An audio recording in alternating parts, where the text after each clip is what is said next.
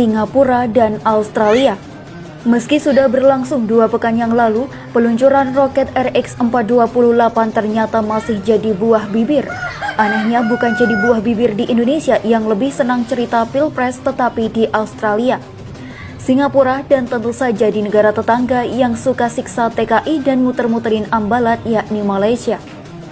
Seperti diketahui, roket RX-420 ini menggunakan propelan yang dapat memberikan daya dorong lebih besar sehingga mencapai 4 kali kecepatan suara. Hal itu membuat daya jelajahnya mencapai 100 km, bahkan bisa mencapai 190 km bila struktur roket bisa dibuat lebih ringan. Yang punya nilai tambah tinggi ini adalah 100% hasil karya anak bangsa, para insinyur Indonesia. Begitu pula semua komponen roket-roket balistik dan kendali dikembangkan sendiri di dalam negeri, termasuk software. Hanya komponen subsistem mikroprosesor yang masih diimpor. Anggaran yang dikeluarkan untuk peluncuran pun cuma 1 miliar rupiah, kalah jauh dengan yang dikorupsi para anggota DPR untuk traveler checks pemenangan Miranda Gultom sebagai deputi senior gubernur BI yang lebih dari 50 miliar rupiah. Apalagi kalau dibandingkan dengan korupsi BLBI yang lebih dari 700 triliun rupiah. Mengapa malah menjadi buah bibir di Australia, Singapura, dan Malaysia? Karena keberhasilan peluncuran roket Indonesia ini ke depan akan membawa Indonesia mampu mendorong dan mengantarkan satelit Indonesia bernama Nano Satelit sejauh 3.600 km ke angkasa.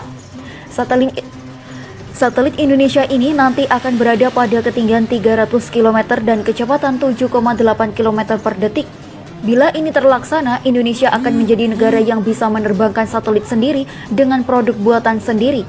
Indonesia dengan demikian akan masuk member ASEAN Satellite Club bersama China, Korea Utara, India, dan Iran.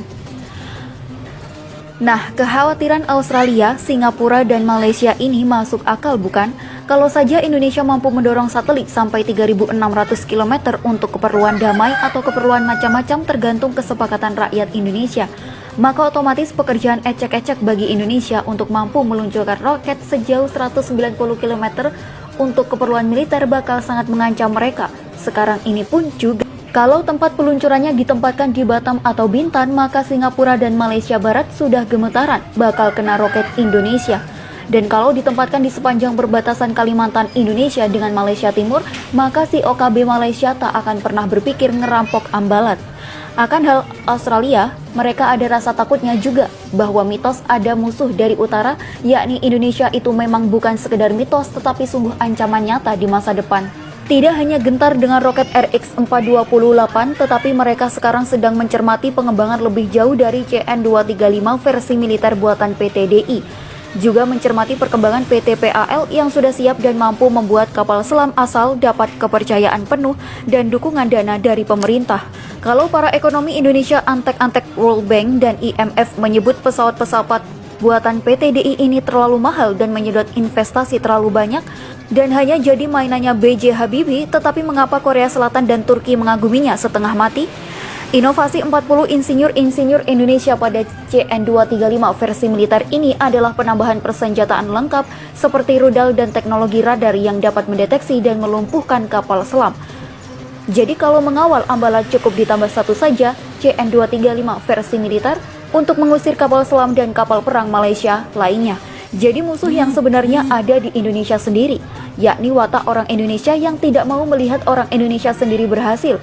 Karya insinyur Indonesia yang hebat dalam membuat alutsista dibilang orang Indonesia sendiri, terutama para ekonom pro Amerika Serikat dan Eropa. Kalau ada kekurangan yang terjadi dengan industri karya bangsa sendiri harus dinilai lebih fair dan segera diperbaiki bersama-sama. Misalnya para ahli pemasaran atau sarjana-sarjana ekonomi harus diikutsertakan dalam teamwork. Sehingga insinyur-insinyur itu tidak hanya pintar produksi sebuah pesawat, tetapi setidaknya tahu bagaimana menjual sebuah pesawat itu berbeda dengan menjual sebuah Honda Jazz. Kalau ada kendala dalam pengadaan kredit ekspor sebagai salah satu bentuk pembayaran, tolong dipecahkan dan didukung oleh dunia perbankan, agar jualan produk sendiri bisa optimal karena akan menarik bagi calon pembeli asing yang tak